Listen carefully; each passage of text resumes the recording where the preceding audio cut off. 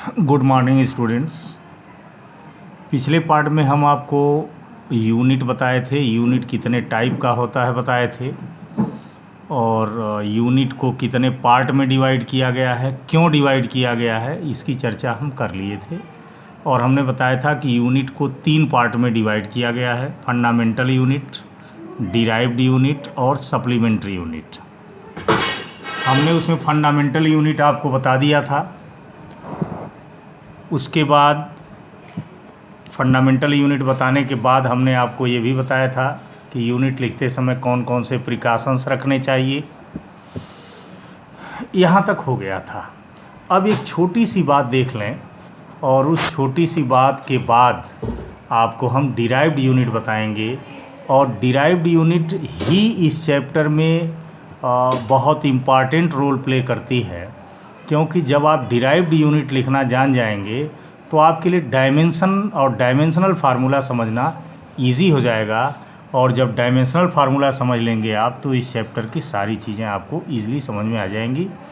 इसलिए एक छोटी चीज़ देखने के बाद तब डिराइव्ड यूनिट समझिए। जैसे हमने आपको बताया था कि फंडामेंटल यूनिट, तो फंडामेंटल यूनिट हमने बताया था कि 7 होते हैं और 7 फंडामेंटल क्वांटिटीज़ होती हैं। तो जो 7 फंडामेंटल क्वांटिटी हमने बताई थी, उसमें एक क्वांटिटी हमने बताई थी लेंथ, आपको याद होगा, ठीक है। तो लेंथ एक यूनिवर्सल वर्ड है। लेंथ में क्या क्या आता है या किसे किसे आप लेंथ कह सकते हो, इसको याद रखिए, ये ज़रूरी चीज़ है। जैसे कहीं पे ब्रेथ हो, हाइट हो, थिकनेस हो, डिस्टेंस हो, डिस्प्लेसमेंट हो, रेडियस हो, डायमीटर हो, एम्पलीट्यूड हो, सरकमफरेंस हो,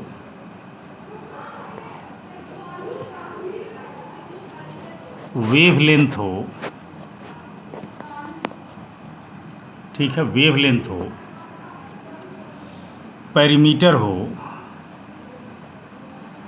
ये सब के सब लेंथ के अंतर्गत आते हैं। यानी इनमें जितने भी वर्ड मैंने आपको बताए हैं, जितनी क्वांटिटीज़ बताई हैं, इनमें से कोई भी क्वांटिटी कहीं भी लिखी हुई मिल जाए तो आप उसे लेंथ ही समझेंगे, ठीक है ना। तो ये सब लेंथ के अंतर्गत आता है, ये विशेष रूप से याद कीजिएगा। फंडामेंटल यूनिट हमने ख़त्म कर दिया था। अब यूनिट दूसरा देखिए, डिराइव्ड यूनिट। हमने बताया था ना, यूनिट 3 तरह की होती है: फंडामेंटल यूनिट, डिराइव्ड यूनिट और सप्लीमेंट्री यूनिट। तो फंडामेंटल यूनिट हमने आपको पढ़ा दिया। अब डिराइव्ड यूनिट पढ़िए, ठीक है। और फंडामेंटल यूनिट बताने के बाद जो हमने आपको बताया था कि यूनिट लिखते समय क्या क्या प्रिकॉशंस रखना चाहिए, उनको भी याद रखिएगा। और फंडामेंटल क्वांटिटी जो लेंथ होती है, तो लेंथ का मतलब क्या है, कितने कितने क्वांटिटीज़ को आप लेंथ मान सकते हैं, ये भी आपको बता दिया। अब डिराइव्ड यूनिट देखिए। जैसा कि मैं पहले बताया था कि वे यूनिट जो फंडामेंटल यूनिट के हेल्प से डिराइव किए जाते हैं या डिराइव करके बताए जाते हैं, उनको डिराइव्ड यूनिट कहते हैं। तो डिराइव्ड यूनिट का आप डेफिनेशन लिख सकते हो: दोज यूनिट्स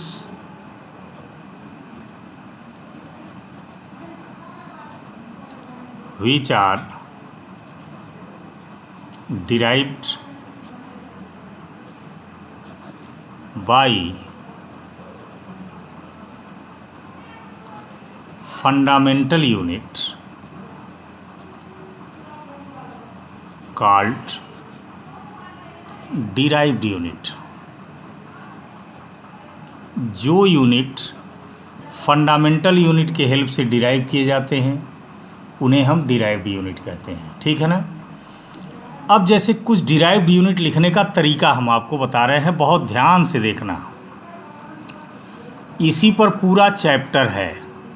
डिराइव्ड यूनिट यदि आप लिखना जान गए तो मैंने बताया था कि डायमेंशनल फार्मूला लिखना आ जाएगा, बाकी चैप्टर आपके लिए इजी हो जाएगा। अब डिराइव्ड यूनिट कैसे लिखते हैं, उसका ईजीएस्ट तरीका क्या है, वेरी सिंपल तरीका क्या है, इसको हम कुछ एग्जाम्पल से आपको प्रैक्टिस कराते हैं और कुछ प्रैक्टिस कर लीजिए, कुछ आपको होमवर्क दे देंगे। जैसे पहला, मान लीजिए एक क्वांटिटी आपको दे दी गई एरिया और कहा गया एरिया की यूनिट बताइए। तो सबसे पहले आपको यदि कोई क्वांटिटी दी जा रही हो और कहा जाए उसकी यूनिट बताइए, तो पहले आप ये देख लीजिए कि जो क्वांटिटी आपको दी गई है यूनिट लिखने के लिए, कहीं वो फंडामेंटल तो नहीं है।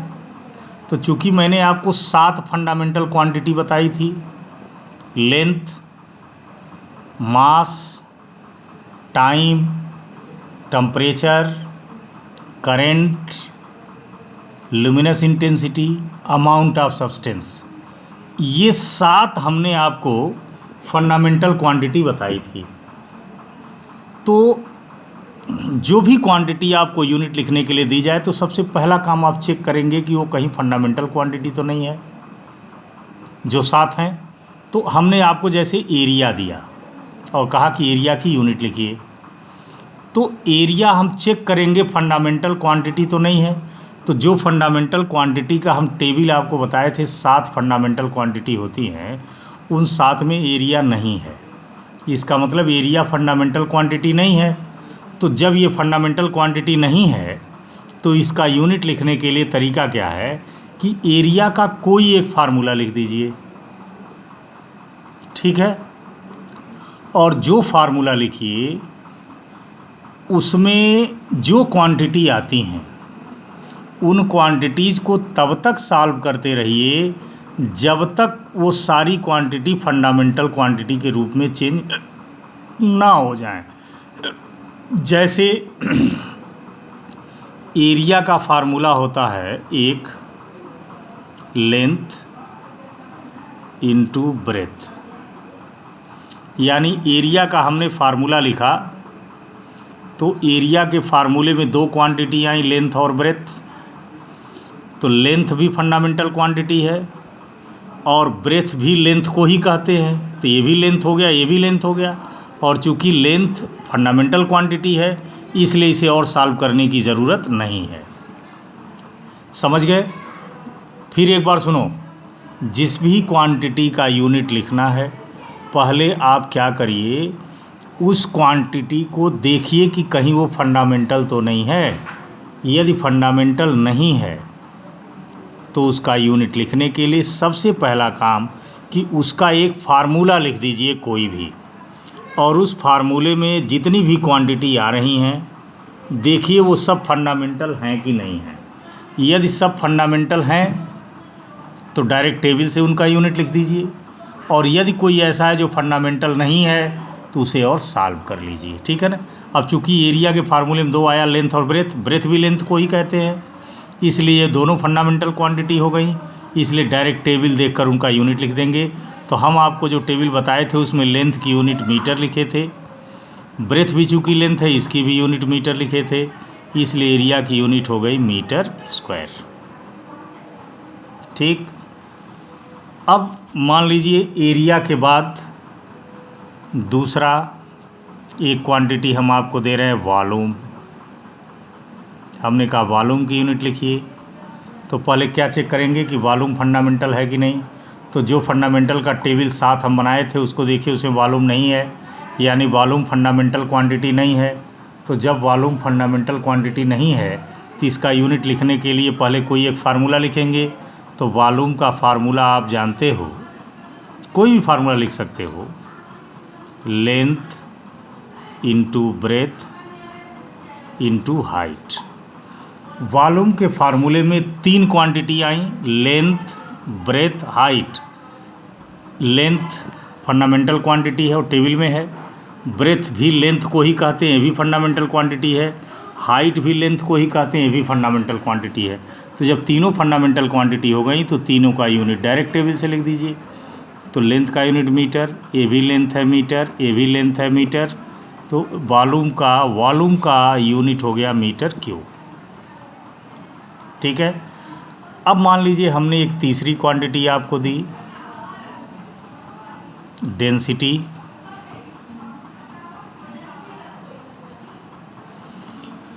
डेंसिटी भी फंडामेंटल क्वांटिटी नहीं है, इसलिए डेंसिटी का यूनिट लिखना है। तो पहले डेंसिटी का कोई फार्मूला लिखेंगे। तो डेंसिटी का फार्मूला हो गया मास अपॉन वॉल्यूम। ठीक है। अब डेंसिटी का जो फार्मूला हमने लिखा है उसमें दो क्वांटिटी आई है, एक मास एक वॉल्यूम। अब इसमें मास तो फंडामेंटल क्वांटिटी है और टेबल में लिखा होगा, लेकिन वॉल्यूम फंडामेंटल क्वांटिटी नहीं है। इसलिए क्या कीजिए, वॉल्यूम को फिर ब्रेक कीजिए और तब तक ब्रेक करते जाइए जब तक पूरे फार्मूले में आने वाली सभी क्वांटिटी फंडामेंटल ना हो जाए। तो मान लीजिए ऊपर मास है, ये फंडामेंटल है, छोड़ देंगे। वॉल्यूम फंडामेंटल नहीं है तो इसको तोड़ेंगे हम। तो वॉल्यूम का फार्मूला होता है length into breadth into height. अब इस फार्मूले में कुल 4 क्वांटिटी हो गई, मास 1 2 3 4। अब हम चारों को ध्यान से देखें कि इसमें कौन फंडामेंटल है कौन नहीं है। तो मास फंडामेंटल है, ये तीनों लेंथ ही हो गए, ये भी फंडामेंटल हैं, यानी फार्मूला में आने वाली चारों क्वांटिटी फंडामेंटल हो गई। जब चारों सभी क्वांटिटी फंडामेंटल हो जाए तब उसकी यूनिट टेबल से लिख दीजिए। ठीक है ना। लेकिन तब तक सॉल्व करना है जब तक सारी क्वांटिटी फंडामेंटल नहीं आ जाती है। ये भी फंडामेंटल है, ये भी, ये भी, ये भी। तो मास की फंडामेंटल यूनिट केजी, लेंथ की मीटर, ब्रेथ की मीटर, हाइट की मीटर। तो ये हो गया आपका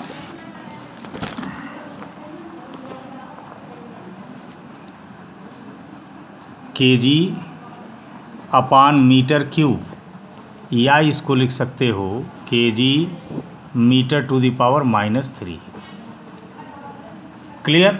बस इतना ही करना है कि जो भी क्वांटिटी आपको यूनिट लिखने के लिए दी जाए उस क्वांटिटी का कोई फार्मूला लिख दीजिए और उस फार्मूले में देखिए जितनी क्वांटिटी आ रही हैं सब फंडामेंटल हैं कि नहीं हैं। यदि कोई फंडामेंटल नहीं है तो उसे फिर तोड़िए और तब तक तोड़ते रहिए जब तक फार्मूले में आने वाली सारी क्वांटिटी फंडामेंटल ना हो जाए। जब सब फंडामेंटल क्वांटिटी हो जाएंगी तो जो हमने 7 फंडामेंटल क्वांटिटी और उनकी यूनिट का टेबल बनवाया था उससे देखकर उनका यूनिट लिख दीजिए। अब जैसे हम आपको 3 बताए, चौथा स्पीड या वेलोसिटी। मान लीजिए क्वांटिटी है कही गई, इसका यूनिट लिखिए। तो स्पीड या वेलोसिटी का, स्पीड का यूनिट लिखना हो तो पहले स्पीड का हम कोई फार्मूला लिखेंगे। तो स्पीड का फार्मूला क्या होता है, डिस्टेंस अपॉन टाइम। डिस्टेंस या डिस्प्लेसमेंट दोनों, वेलोसिटी भी है। तो अब चूंकि स्पीड के फार्मूले में 2 क्वांटिटी आई हैं, डिस्टेंस और टाइम। अब चूंकि डिस्टेंस लेंथ को कहते हैं तो ये फंडामेंटल हो गई, टाइम भी फंडामेंटल क्वांटिटी है, उस 7 के लिस्ट में है। तो अब डायरेक्ट इनका यूनिट लिख दीजिए। तो डिस्टेंस लेंथ है, इसकी यूनिट मीटर, टाइम की यूनिट सेकेंड, इसको लिख सकते हो metre second to the power -1। ठीक है ना। 5वीं एक्सीलरेशन, एक क्वांटिटी है, आपसे कहा गया इसका यूनिट लिखिए। तो पहले एक्सीलरेशन का कोई फार्मूला हम लिखेंगे। तो एक्सीलरेशन का फार्मूला चेंज इन वेलोसिटी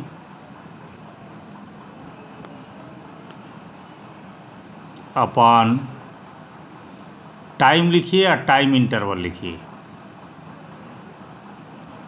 अब चूंकि ऊपर वेलोसिटी है तो वेलोसिटी की यूनिट अभी आप लिखे हो मीटर पर सेकेंड, तो डायरेक्ट लिख दीजिए। तो metre second to the power -1 upon time. तो टाइम की यूनिट सेकेंड होती है, इस सेकेंड को ऊपर ले जाएंगे तो हो जाएगा metre second to the power -2। ये एक्सीलरेशन का फार्मूला हो गया। अब आपको हमने एक क्वांटिटी दे दिया फोर्स, और कहा कि फोर्स की यूनिट लिखिए, तो फिर वही काम कीजिए कि फोर्स का यूनिट लिखने के लिए पहले फोर्स का कोई फार्मूला लिखिए।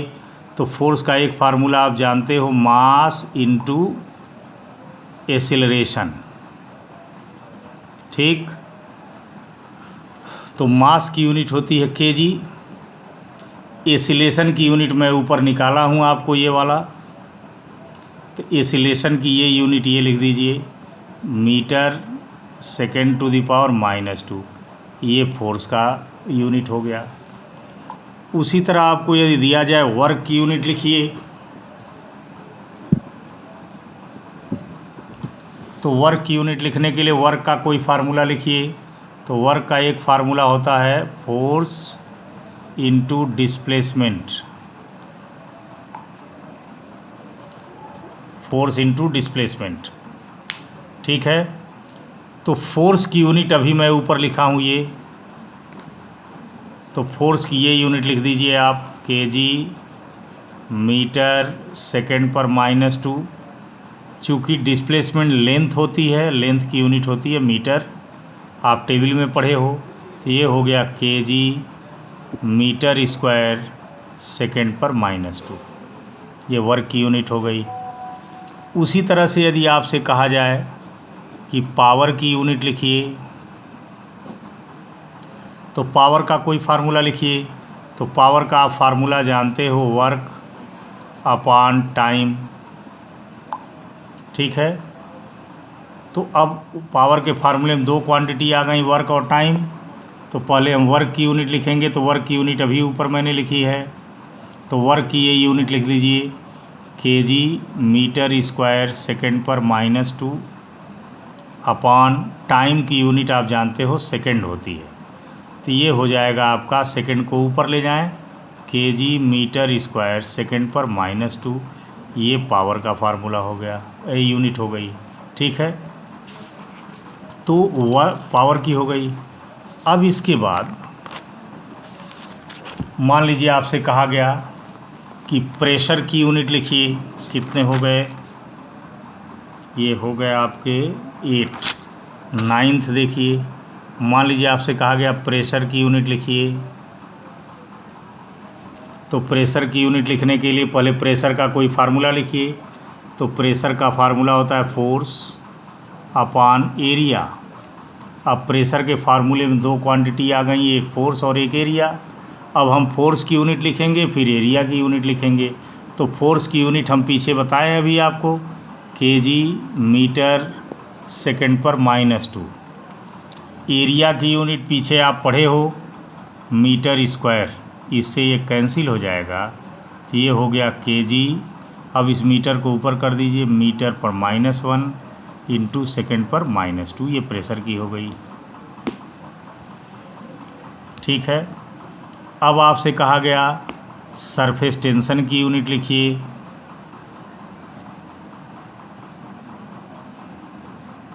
तो सरफेस टेंशन की यूनिट लिखने के लिए सरफेस टेंशन का एक फार्मूला लिखेंगे। तो सरफेस टेंशन का फार्मूला होता है फोर्स अपॉन लेंथ। तो अब सरफेस टेंशन की यूनिट लिखने के लिए पहले हम फोर्स की यूनिट लिखेंगे, फिर लेंथ की यूनिट लिखेंगे। तो फोर्स की यूनिट अभी मैं ऊपर बताया हूँ, केजी मीटर सेकेंड पर -2, और लेंथ की यूनिट होती है मीटर, कैंसिल हो गया, ये हो गया kg second to the power -2। ठीक है, ये सरफेस टेंशन हो गया। अब आपसे कहा जाए मोमेंट ऑफ इनर्शिया का यूनिट लिखिए। मोमेंट ऑफ इनर्शिया, तो मोमेंट ऑफ इनर्शिया का यूनिट लिखने के लिए पहले मोमेंट ऑफ इनर्शिया का फार्मूला लिखिए। तो मोमेंट ऑफ इनर्शिया का फार्मूला होता है मास इनटू डिस्टेंस का स्क्वायर।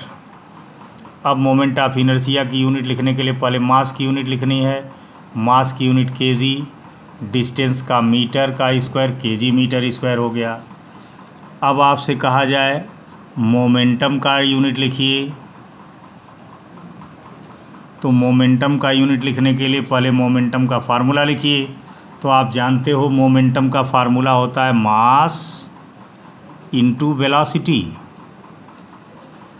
तो अब मोमेंटम का यूनिट लिखने के लिए पहले आपको मास का यूनिट लिखना है, फिर वेलोसिटी का यूनिट लिखना है। तो मास का यूनिट हो गया केजी, और वेलोसिटी की यूनिट अभी ऊपर बताए हैं हम, तो ये हो गया मीटर सेकंड पर -1। ये पूरा यूनिट हो गया मोमेंटम का, केजी मीटर सेकंड पर -1। अब मान लीजिए आपको लिखना है इम्पल्स की यूनिट। तो इम्पल्स की यूनिट लिखने के लिए इम्पल्स का फार्मूला लिखिए। तो इम्पल्स का फार्मूला हो जाएगा फोर्स इनटू टाइम। अब इम्पल्स का यूनिट लिखने के लिए पहले फोर्स का यूनिट लिखिए, फिर टाइम का यूनिट लिखिए। तो फोर्स की यूनिट पीछे पढ़े हो, केजी मीटर सेकंड पर -2, और टाइम का होता है सेकंड, मल्टीप्लाई करोगे तो केजी मीटर सेकंड पर -1 हो जाएगा। ये इम्पल्स की यूनिट हो गई। ठीक है, उसी तरह से आपसे कहा जाए एंगुलर मोमेंटम की यूनिट लिखिए। एंगुलर मोमेंटम, तो एंगुलर मोमेंटम की यूनिट लिखने के लिए एंगुलर मोमेंटम का कोई फार्मूला लिखिए। तो एंगुलर मोमेंटम का फार्मूला होता है मोमेंटम इनटू परपेंडिकुलर डिस्टेंस। तो मोमेंटम की यूनिट अभी ऊपर लिखा हूँ मैं, केजी मीटर सेकंड पर -1। तो मोमेंटम की यूनिट लिख दीजिए केजी मीटर सेकंड पर -1 इंटू डिस्टेंस मीटर। तो ये हो गया आपका kg metre metre metre square second पर -1। तो ये हो गया आपका केजी मीटर स्क्वायर सेकंड पर -1। ठीक है ना, ये मोमेंटम की यूनिट हो गई। क्लियर? कितने हो गए कुल? 14। अब मान लीजिए 15 आपको लिखना है टॉर्क की यूनिट। तो टॉर्क की यूनिट लिखने के लिए पहले टॉर्क का फार्मूला लिखना पड़ेगा। तो टॉर्क का फार्मूला भी होता है फोर्स इनटू परपेंडिकुलर डिस्टेंस। तो अब फोर्स की यूनिट पहले लिखेंगे। फोर्स की यूनिट ऊपर बता चुके हैं, केडी मीटर सेकंड पर -2, और डिस्टेंस की होती है मीटर। तो ये हो गया केजी मीटर स्क्वायर सेकंड पर -2। क्लियर? 16 एंगल या एंगुलर डिस्प्लेसमेंट की यूनिट लिखनी है। तो एंगुलर डिस्प्लेसमेंट या एंगल की यूनिट कुछ नहीं होती है, इसलिए ये इसका एमकेएस सिस्टम में कोई यूनिट नहीं होगा। तो इसको आप रेडियन लिख सकते हो। ठीक है, बाद में इसका हम डायमेंशन जब बताएंगे डायमेंशन लेस होता है। अब कुछ हम आपको होमवर्क दे रहे हैं, उसका यूनिट करिएगा, नहीं आएगा तो फिर पूछिएगा। जैसे एंगुलर वेलोसिटी, जितना हम ऊपर तरीका बताए हैं उसी तरीके से आप यूनिट लिखने का प्रयास करो, नहीं आएगा बताएंगे। Angular velocity, angular acceleration,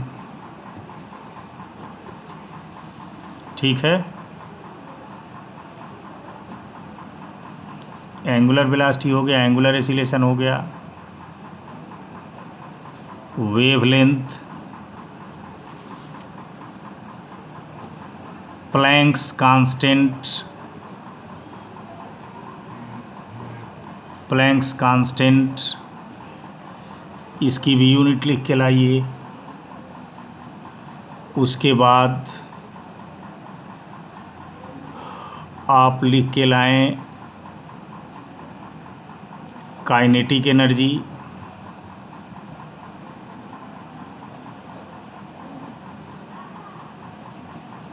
potential energy,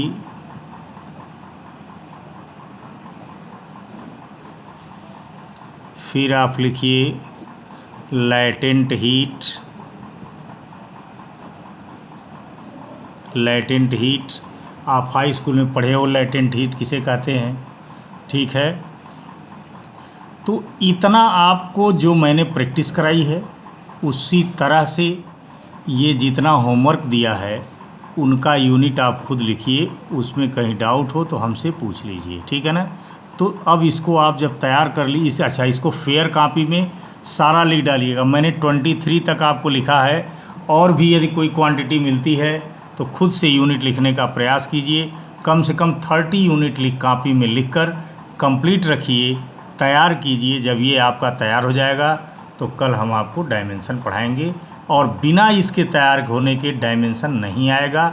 इसलिए हर हाल में ये यूनिट की प्रैक्टिस कर डालिए। आज ही अपने मन से लिख डालिए, जो हमने होमवर्क दिया वो करिए। 5-7 यूनिट और अपने मन से लिख लीजिए, ताकि ज़्यादा से ज़्यादा प्रैक्टिस हो जाए तो डायमेंशन समझना आसान हो जाएगा। बाकी नेक्स्ट पार्ट में। Thank you.